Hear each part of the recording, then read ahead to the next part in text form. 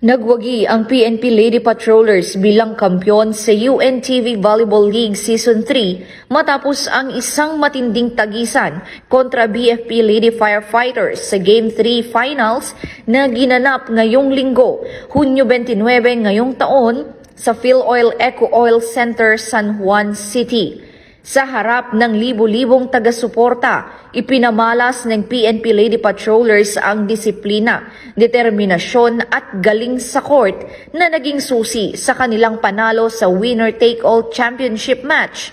Sa tulong ng kanilang matatag na depensa at matitinding atake, tuluyan nilang nakuha ang kampyonato mula sa katunggali na BFP Lady Firefighters na hindi rin nagpahuli sa ipinakitang tibay at puso sa laban. Ang UNTV Volleyball League ay bahagi ng advokasya ng UNTV, katuwang ang iba't ibang ahensya ng pamahalaan sa pagpapalakas ng camaraderie, sportsmanship at healthy lifestyle na sahanay ng mga lingkod bayan.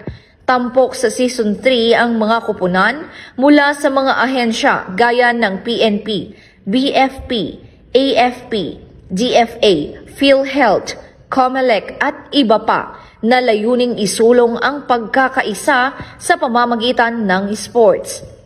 Nagsimula ang Season 3 UNTV Volleyball League noong Marso ngayong taon at katulad ng mga naunang edisyon, ang liga ay may benepisyaryong charitable institutions kung saan ang premyong cash ay inilaan para sa mga piling organisasyong nangangailangan ng tulong.